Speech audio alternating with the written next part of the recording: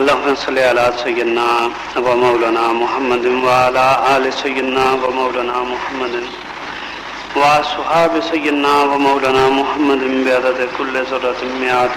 ألف مرة وبارك وسلم. ان کو ان معاملات کا اور اپنے عقیدے اور مسلک کا پتہ لگتا رہے کہ ان کے سلسلوں میں شامل ہونا اور نسبتیں قائم کر لینا ہی کافی نہیں جب تک کہ عقیدہ درست نہ ہو، اور عقیدے کی درستگی ہی ایمان کی نشانی ہے. حاضرین محترم،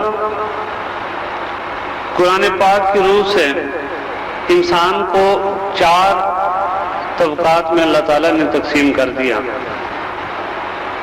ایک طبقہ تو خود انسان کہ جب وہ پیدا ہوا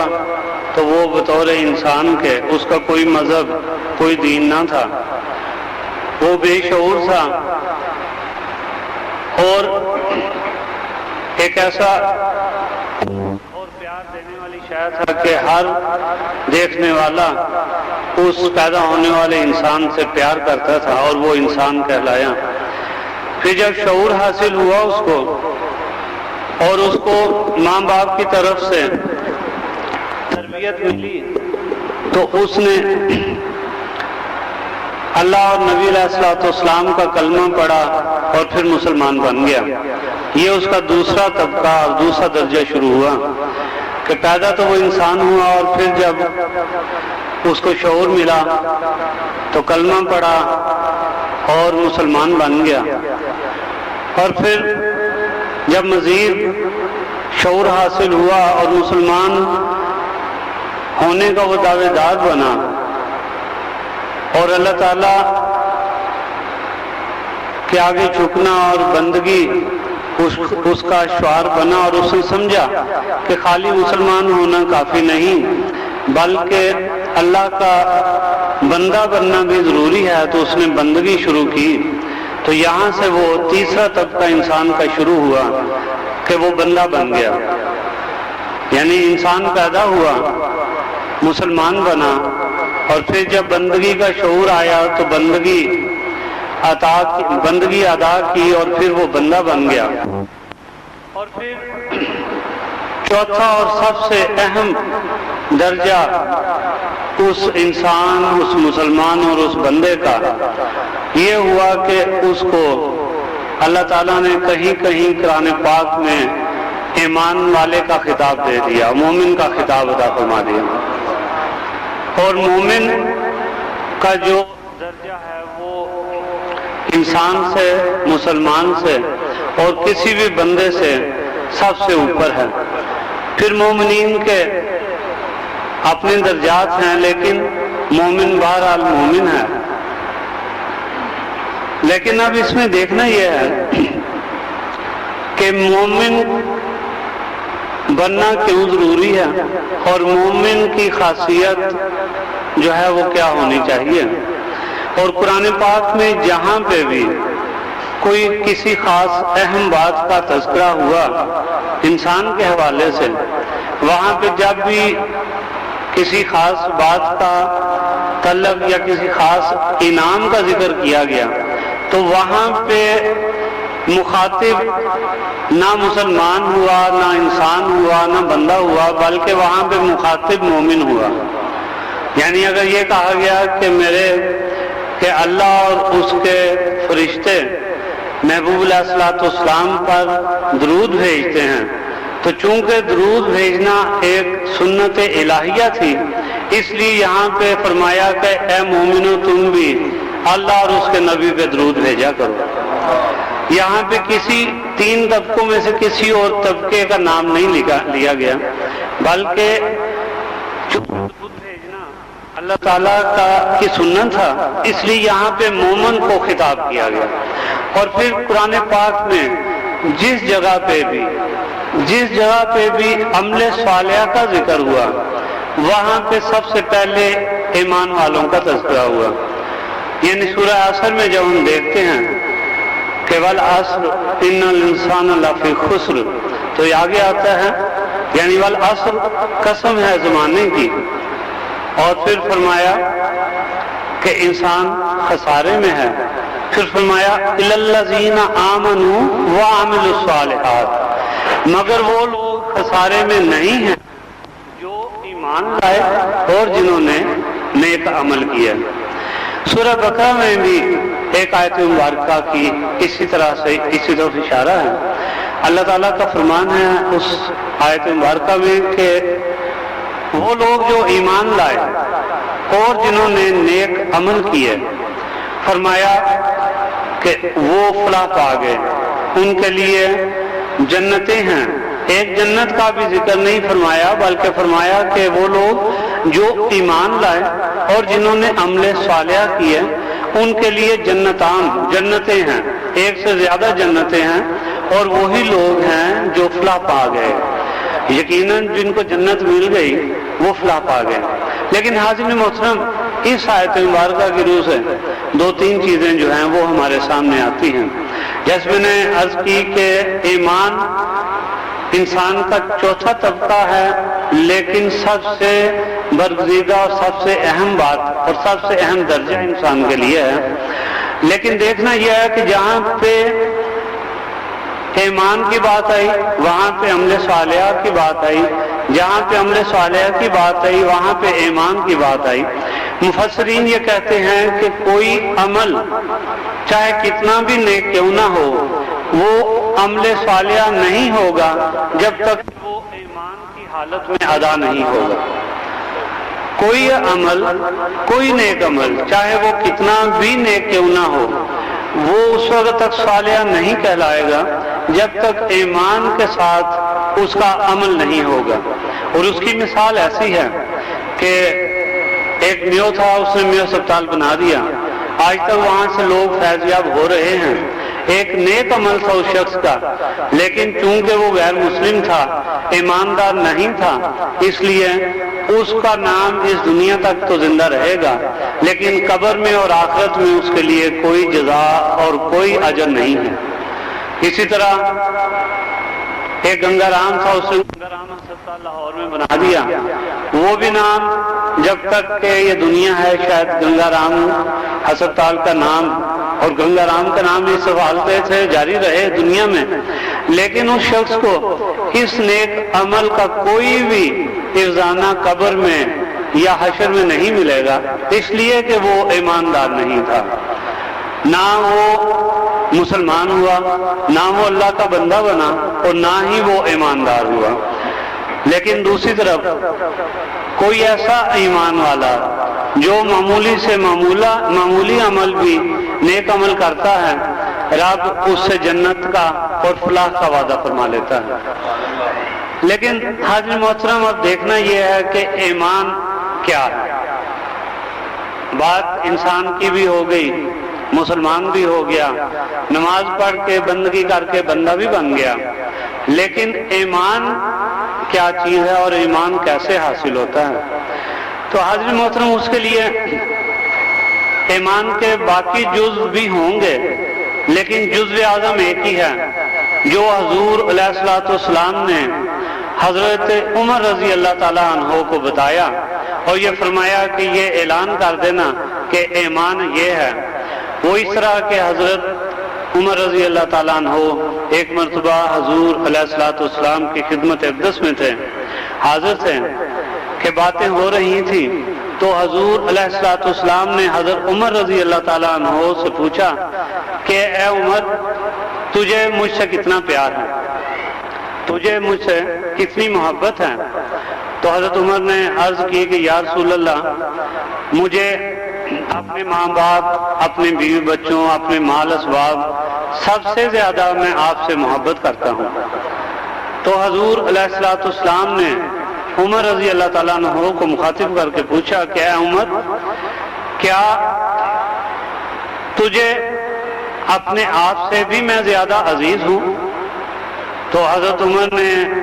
اس کے جواب میں عرض کی اور سچ عرض کی، اس وقت عرض کی کہ حضور، مجھے اپنی جان سے آپ زیادہ عزیز نہیں ہیں۔ حضور حضور علیہ الصلوۃ والسلام نے حضرت عمر رضی اللہ تعالیٰ عنہ کو فرمایا کہ عمر یاد رکھ، جب تک تیرا ایمان اس وقت تک مکمل اور کامل نہیں ہو سکتا اور نہیں ہوگا جب تک کہ میں محمد صلی اللہ علیہ وسلم تجھے تیرے اولاد، تیرے مال و اسباب، تیرے ماں باپ، تیری ہر بات، حتیٰ کہ تجھ سے اپنے آپ سے بھی زیادہ عزیز نہ ہو جاؤں تو تیرا ایمان مکمل نہیں ہوگا۔ جب حضور علیہ الصلوۃ والسلام نے یہ بات فرما دی اور دوبارہ حضرت عمر سے ایمان کے متعلق پوچھا تو حضرت عمر نے عرض کی کہ یا رسول اللہ، اب مجھے قسم ہے رب تعالیٰ کی ذات کی کہ آپ میری جان سے بھی میرے لیے زیادہ عزیز ہیں۔ تو حضور علیہ الصلوۃ والسلام نے فرمایا کہ اے عمر، اب تیرا ایمان مکمل ہو گیا، اب تو کامل ایمان والا بن گیا۔ تو حاضرین محترم، یہ بات ثابت ہوئی حضور علیہ الصلوۃ والسلام کے اس فرمان سے کہ ایمان کامل محبت رسول ہے، اور محبت ایسی جس پہ اپنی اور اپنے اولاد، اپنے ماں باپ، اپنے مال و متاع سب کچھ قربان ہوں۔ اگر ایسی محبت ہوگی تو ایمان قائم رہے گا، اور پھر جب ایمان قائم ہو رہے گا تو چھوٹے سے چھوٹا عمل صالح جو ہے وہ ہمارے لیے فلاح کا باعث بن سکتا ہے۔ لیکن اس میں پھر ایک بات آ جاتی ہے کہ وہ ایمان جس کا جزو اعظم حب رسول علیہ الصلوۃ والسلام ہے، وہ محبت کیا ہے، اس محبت کو کیسے پرکھا جائے اور وہ محبت کا تقاضا کیا ہے؟ تو حاضرین محترم، ایمان کا جزو اعظم حب رسول ہے، اور محبت کے 3 تقاضے ہیں، چاہے وہ محبت دنیاوی ہو، مجازی ہو، چاہے وہ محبت حقیقی ہو۔ اور ہمارا یہ ایمان ہے، ہمارا یہ مسلک ہے کہ چاہے محبت رب سے ہو یا رسول سے ہو، دونوں ہستیوں سے جو محبت ہوگی وہ حقیقی محبت کہلائے گی، کیونکہ حضور کی ذات سے بھی محبت حقیقی محبت ہے،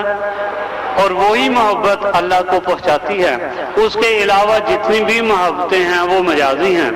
لیکن مجازی محبت ہو یا حقیقی محبت ہو، دونوں محبتوں کے 3 تقاضے ہوتے ہیں۔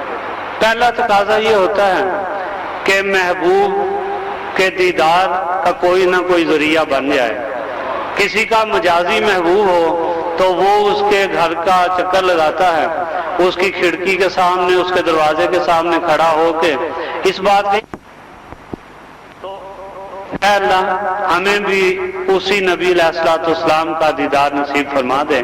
جس کو تو ازل سے بنا کے دیکھتا رہا۔ اور پھر یہ دعا کیا کریں کہ اے رب کریم ہمیں اس نبی کا ذکر عطا فرما دے، اس نبی مکرم کا ذکر عطا فرما دے جس کا ذکر درود کی شکل میں تو نے اور تیرے فرشتوں نے اختیار کیا، اور جب سے تو نے نبی کو اپنی ذات کے ساتھ منسلک کر دیا تب سے ہی تو نے درود کا وتیرہ اختیار کیا۔ اور ہمارا یہ ایمان ہے کہ کوئی چیز اس وقت کسی کو بھیجی ہی نہیں جا سکتی جب تک کہ لینے والا موجود نہ ہو، اور رب کب سے ہے اور جب سے ہے تب سے درود بھیج رہا ہے، اور یہ کیسے ممکن ہے کہ رب درود بھیجتا ہو اور لینے والا موجود نہ ہو؟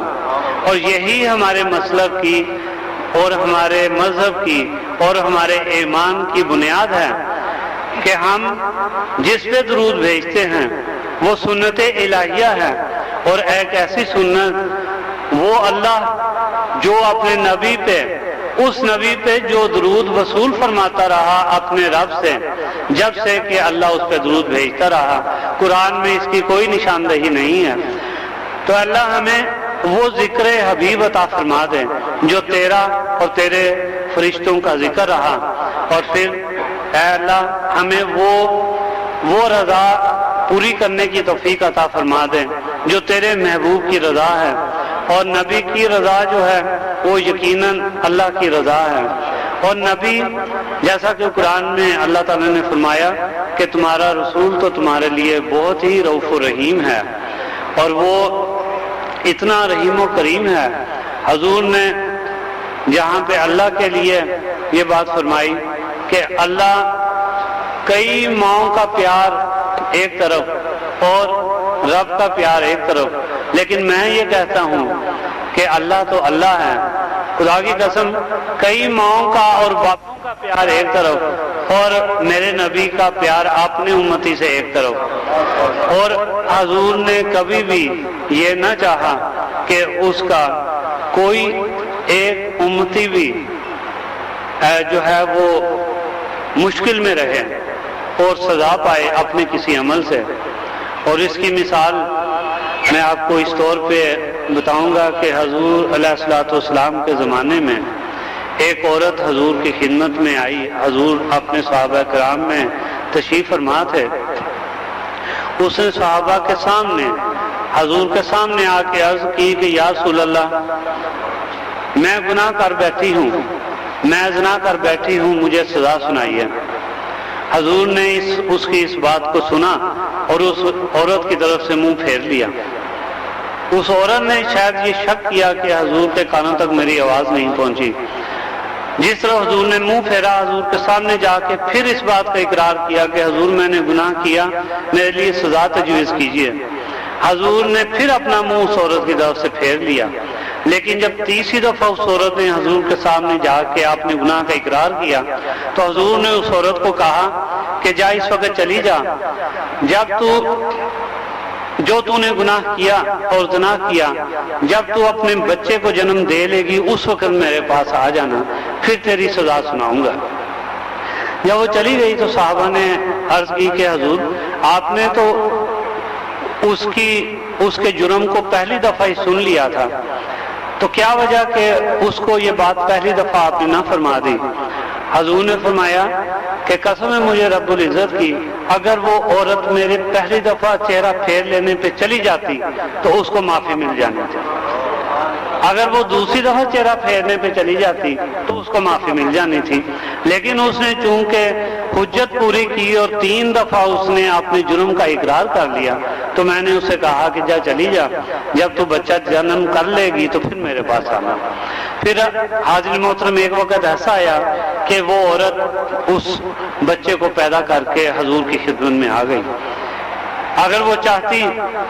تو اس کے پاس وقت تھا، وہ دنیا کے کسی بھی کونے میں بھاگ جاتی، لیکن اسے پتا تھا کہ اگر اس دنیا میں حضور نے مجھے بچا لیا تو آخرت میں بھی مجھے حضور کی شفاعت نصیب ہوگی۔ اگر آج میں حضور کے رحم و کرم سے بھاگ گئی، حضور کے فیصلے سے بھاگ گئی، تو روز قیامت تو میں نے انہی کا پھر شفاعت لینی ہے، تو حضور تو مجھے پہچان لیں گے روز قیامت۔ جب بچہ لے کے آئی تو حضور نے فرمایا کہ جا چلی جا، جب تک بچہ دودھ پیے گا تو اس کو دودھ پلا، جب یہ دودھ پی چکے گا اس وقت میرے پاس آنا۔ اب وہ عورت چلی گئی اور قرآن کی روح سے وہ دودھ پلاتی رہی بچے کو۔ وہ چاہتی تو اس وقت میں بھی بھاگ سکتی تھی، غائب ہو سکتی تھی، مکے سے مدینہ سے دور جا سکتی تھی، لیکن اس نے حضور علیہ الصلوۃ والسلام کی رحمت کو گوارا کیا اور دنیاوی سزا کو اپنے اس گناہ پہ فوقیت دی بنسبت آخروی سزا کے اور جہنم کی سزا کے۔ پھر جب وہ بچے کو دودھ پلا کے اس میعاد کو پورا کر کے حضور کی خدمت میں حاضر ہوئی تو حضور نے فرمایا کہ ابھی بھی تو واپس چلی جا، جب تک کہ تیرا بچہ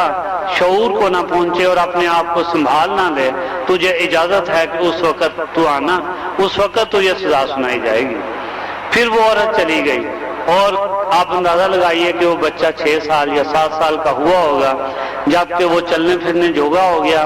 اپنا آپ سنبھالنے جوگا ہو گیا۔ پھر وہ حضور کی خدمت میں اپنے بچے کو لے کے خود پیش ہو گئی اور پھر حضور نے اس کے اوپر حد قائم کر دی۔ حضور نے فرمایا پہلے تو اس بچے کی جو پرورش تھی وہ کسی صحابی کے ذمہ دی اور پھر اس عورت کے اوپر حد قائم کر دی اور اس کو جو سزا تھی اسلام میں پتھر مار دینے کی وہ اس کو سزا دی گئی۔ اور بعض کتابوں میں روایت میں یہ بھی آتا ہے کہ سب سے پہلا پتھر ہی حضور نے اس عورت پہ مارا تھا، اور جب وہ سزا پا چکی اور عورت اس دنیا سے چلی گئی اس سزا پانے کے بعد، تو حضور علیہ الصلوۃ والسلام نے یہ بات فرمائی کہ آج اس عورت کے سزا پا لینے کے بعد مدینہ میں آج جتنی بھی گناہگار عورتیں ہیں وہ ان کو معافی مل گئی اس عورت کے بدلے سے۔ تو یہ رحمت للعالمین ہے۔ میری عرض کرنے کا مقصد حاضرین محترم یہ تھا کہ ہم جب بات کرتے ہیں حضور علیہ الصلوۃ والسلام سے عشق اور محبت کی، تو بات کرتے ہیں مسلمان ہونے کی، ایماندار ہونے کی، تو ہمیں ایمان کی جزو اعظم یعنی محبت کو سامنے رکھنا چاہیے، اور محبت کے ان تقاضوں کو سامنے رکھنا چاہیے۔ بلکہ ایک شاعر نے ایک محبت کا ایک چوتھا تقاضا بھی بتایا، اس نے بڑی خوبصورت بات کی۔ اس نے کہا ایک تقاضا تو محبت کا ہے دیدار محبوب، دوسرا تقاضا محبت کا ہے ذکر محبوب، تیسرا تقاضا محبت کا ہے رضائے محبوب۔ وہ کہتا ہے چوتھا تقاضا محبت کا ہے وصل محبوب۔ وہ کہتا ہے کہ جب مرنا ہی ہے تو کیوں نہ نبی کے لیے مرا جائے۔ وہ کہتا ہے کہ جب مرنا ہی ہے تو جب جان ہی دینی ہے تو جان تو رب کو ہی دینی ہے، لیکن یہ نیت کیوں نہ جی جائے کہ یا اللہ میں تیرے نبی کی شان پہ قربان ہو رہا ہوں، میں تیری نبی کے پیروں پہ قدموں پہ قربان ہوتا ہوں۔ جب جان نکلے تو اس طرح سے نکلے کہ وصل محبوب ہو، اور بات یہ ہو کہ یا اللہ یہ میری ساری زندگی اگر حضور کی محبت میں گزر گئی تو آج میری موت بھی اپنے نبی کے کھاتے میں لکھ دے کہ میں اگر مرا ہوں تو مرا تو تیرے حکم آنے سے مرا ہوں، لیکن تیرے نبی کی محبت میں مر گیا۔ تو حاضرین محترم ایمان کا یہی تقاضا ہے۔ اللہ تعالیٰ ہمیں اس کی توفیق عطا فرمائے اور ہمیں حضور علیہ الصلوۃ والسلام کے قدموں میں مرنے کی ہی توفیق عطا فرمائے، اور یہ دعا کیا کیجئے کہ زندگی میں شفاعت کا اور بخشش کا ایک طریقہ حضور نے یہ بات فرمائی کہ روز قیامت، حضور نے فرمایا کہ روز قیامت میں جس شخص نے ایمان کی حالت میں ظاہرہ آنکھوں سے میرے قبر کی زیارت کر لی، حضور نے فرمایا روز قیامت اس کی شفاعت میرے اوپر لازم ہو گئی۔ تو یہ دعا کیا کیجئے کہ شفاعت کا ایک یہ انداز ہمیں مل جائے۔ اگر کوئی عمل حضور روز محشر اور حضور کے سامنے پہنچنے تک شاید ہمارے عمل ادھر ادھر تقسیم ہو جائیں کہ ہمارے نیک عمل دوسروں کے کھاتے میں پڑ جائیں اور پلے کچھ بھی نہ رہے، تو وہ جو نظارہ ہم نے اپنی دید کا، حضور کی دید کا اپنی آنکھوں سے کیا تھا، وہ ہماری شفاعت کا باعث بن جائے۔ اور حضور علیہ الصلوۃ والسلام انشاءاللہ ہر اس غلام کو جس نے ایمان کی حالت میں، پھر حضور نے یہاں پہ بات ایمان کی اور ایمان بات ہے محبت کی، یعنی جس نے محبت کے ساتھ حضور علیہ الصلوۃ والسلام کے روز اطہر کی زیارت کی، اس پہ حضور یقیناً شفاعت فرمائیں گے۔ حضور نے فرمایا کہ اس کی شفاعت میرے اوپر لازم ہو گئی۔ اب یہ دیکھیے کہ روزانہ لاکھوں اور کروڑوں اور اربوں اور قیامت تک خربوں لوگ حضور کے روز اطہر کی زیارت کریں گے اور حضور علیہ الصلوۃ والسلام ان کی شفاعت فرمائیں گے۔ اس سے بڑھ کے حضور علیہ الصلوۃ والسلام کے علم غیب اور حضور کی شفاعت اور حضور کے لامحدود اختیارات کا اور کیا حاصل ہوگا اور کیا انداز ہوگا۔ اللہ تعالیٰ آپ سب کو توفیق بخشے، ہم سب کو توفیق بخشے، اور میں پھر یہی کہوں گا کہ محبت میں رضائے مصطفیٰ کو سامنے رکھیے، اور حضور کی محبت آپ سے کچھ نہیں مانگتی، آپ کے لیے ہی نماز، آپ کے لیے ہی روزہ، آپ کے لیے ہی دینداری، آپ کے لیے ہی ایمانداری اور وعدہ کی پاسداری۔ اپنی زندگیوں کو ایسا بنانے کی کوشش کیجیے کہ ہم نظر تو دنیا دار آئیں، لیکن جب اللہ تعالیٰ کے حضور میں سجدہ ریز ہوں تو اس وقت پتہ لگے کہ یہ تو دنیا دار تھا، لیکن جب ایک بھی آنسو ہماری گناہگار آنکھوں سے نکل جائے گا سجدے کی حالت میں، تو یقین کیجئے پھر وہ دنیا داری وہ نہیں رہے گی، پھر وہ دنیا داری بھی دینداری میں شمار ہوگی۔ اللہ تعالی ہمیں ایسی ہی توفیق عطا فرمائے۔ تو